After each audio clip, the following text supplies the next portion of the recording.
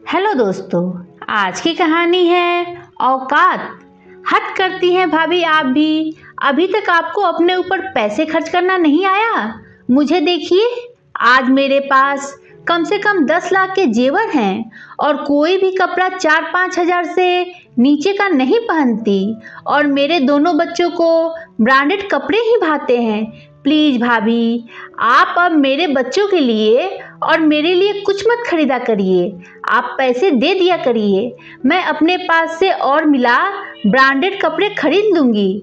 अपने पैसे के घमंड में रीता अपनी उस भाभी के आत्मसम्मान को ठेस पहुंचा रही थी जिसने उसका तब साथ दिया था जब खुद उसकी माँ उसे दिन रात कोसती रहती थी।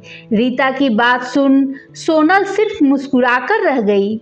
यह अलग बात है कि आज उसे बहुत दुख हो रहा था।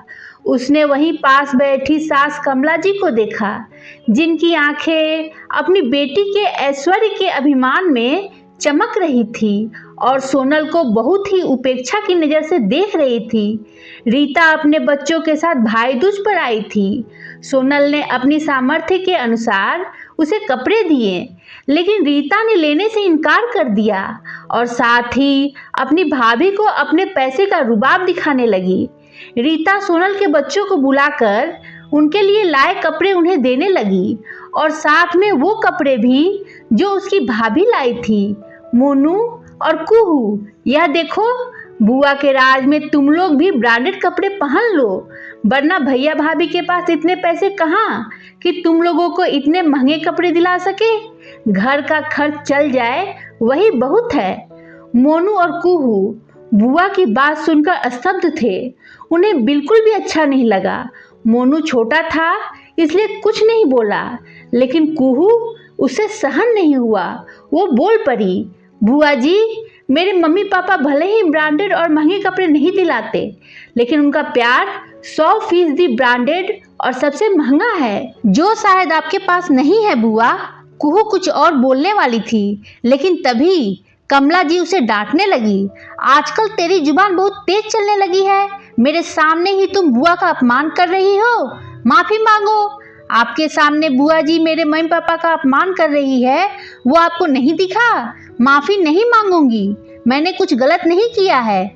और ये लीजिए, नहीं चाहिए आपके ब्रांडेड और महंगे कपड़े। मोनू के भी हाथ से कपड़े लेकर कुहू ने वही रीता के पास रख दिया और मोनू का हाथ पकड़कर वहां से चली गई। भतीजी द्वारा अपनी बेइज्जती रीता कैसे बर्दाश्त कर सकती थी। थोड़े ही देर में वहां कोहराम मच गया। बेटी घर से नाराज होकर जा रही थी। भला यह बात कमला जी कैसे सहन कर सकती थी। उन्होंने हंगामा कर दिया। सोनल के सामने कुहू को बदतमीज, नकचरी, घमंडी, बिगड़ी औलाद और भी न जाने क्या क्या उपाधि से उसे नवाजा जाने लगा। बस मम्मी जी, बहुत बोल दिया। कुहू ने ऐसा क्या कर दिया कि आप और दीदी उसके कैरेक्टर को सर्टिफिकेट देने लगी? सोनल कमला जी को रोकते हुए बोली, इसी ने इन बच्चों को सिखाया होगा, वरना इनकी क्या मजाल। कमला जी अभी भी गुस्से से चिल्ला रही थी। बस मम्मी जी, बहुत बोल दिया आपने और दीदी ने। जिस पैसे का घमंड दीदी मुझे दिखा रही है, मत भूलिएगा कि यह सब मेरी देन है, वरना आप यहीं अपने भाई के टुकड़ों पर पल रही होती और मम्मी जी आपको रोज कोस रही होती। इंसान को कभी भी अपना बुरा वक्त और उस बुरे वक्त में साथ देने वालों को कभी नहीं भूलना चाहिए। इतने साल तक आप ससुराल छोड़कर यहाँ मायके में पड़ी थी। यही मम्मी जी आपको दिन रात कोसती थी कि सिर पर आकर बैठ गई है। आपको देखना नहीं चाहती थी, लेकिन मैंने हमेशा आपका साथ दिया। मैंने आपके और जीजाजी के बीच सुलह करवाई और मेरे ही समझाने पर जीजाजी आपको अपने घर ले गए, वरना जिस तरह आप जीजाजी और उनके घर वालों से लड़कर उनकी इज्जत को कुचलकर आई और अपनी ही जिद में बैठी थी कि जब तक जीजाजी माफ़ी नहीं मांगेंगे आप नहीं जाओगे, तब मैंने ही जीजाजी को समझाया कि वो बच्चों को देखे, छोड़ दे जिद। तब जीजाजी समझे थे।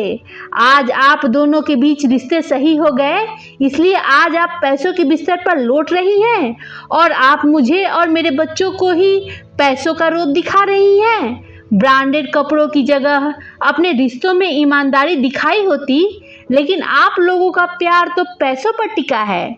बेटी के पैसों को देख मम्मी जी के भी सुर बदल गए। बोलते बोलते सोनल की आवाज रूंध गई। ज्यादा अहंकार अच्छा नहीं होता दीदी, पैसे का बिल्कुल नहीं, क्योंकि ये रेत की तरह कब फिसल जाए पता नहीं। लेकिन रीता की आंखों पे पैसों की पट्टी ऐसी बंधी थी, उसको कुछ एहसास ही नहीं था। और दीदी एक बात और, आप अपने ब्रांडेड कपड़े अपने ब्रांडेड घर में पहनिएगा दीदी। अच्छा होगा कि आप आज के बाद इस गरीब भाभी के घर मत आए, क्योंकि मेरी औकात ना ब्रांडेड पहनने की है और ना देने की। सोनल ने हाथ जोड़कर कहा और फिर अपने कमरे में चली गई और पीछे रह गई दुविधाग्रस्त स्थिति में रीता और कमला जी। और फिर रीता चली गई ये कहकर कि वो अब कभी नहीं आएगी। उसकी इतनी बेइज्जती हुई है। जब शाम में सोनल का पति मानव ऑफिस से आया तो देखा माँ रो रही है। उसने पूछा क्या हुआ माँ? माँ ने कहा रीता इतने प्यार से तुम सब लोगों के लिए ब्रांडेड कपड़े लाई थी, लेकिन तेरी पत्नी ने और तेरे बच्चे ने मेरे मासूम बच्ची के साथ इतनी बदतमीजी की कि मेरी बिटिया रोकर यहाँ से गई है। तेरी पत्नी ने तो ये तक बोल दिया अब दोबारा ना आए इस घर में।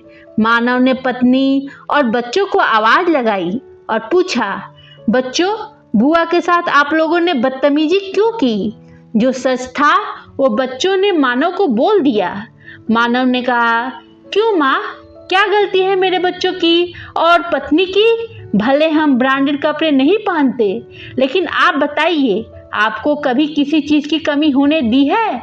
माँ आप रीता से कह दे, ये उसके भाई के साथ साथ उसका भी घर है। हमारे दिल और घर के दरवाजे हमेशा उसके लिए खुले हैं, लेकिन अपने पैसे और ब्रांडेड कपड़े का रौब अपने तक ही रखे। आप जानती हैं ना, सोनल ने कभी अपने कोई फर्ज को निभाने में कोई कोताही नहीं की है। तो माँ आप गलत का साथ कैसे दे सकती हैं? कमला जी को अपनी गलती का एहसास हुआ। उन्होंने कहा हाँ बेटा, मैं ही बेटी का स्टैंडर्ड देख चूक गई थी, मुझे माफ कर दे। तब सोनल ने कहा अरे माँ अब ये सब छोड़ो, बहुत हो गई इमोशनल बातें। आज आपकी पसंद का खाना बनाया है, चले मानव आप फ्रेश हो जाएं, सब खाना खाते हैं। और सबने हंसी खुशी के माहौल में खाना खाया। दोस्तों इस कहानी के बारे में अपने विचार कमेंट कर बताएं। कहानी पसंद आई हो तो लाइक शेयर करें और मेरे चैनल को सब्सक्राइब करना ना भूलें। धन्यवाद दोस्तों।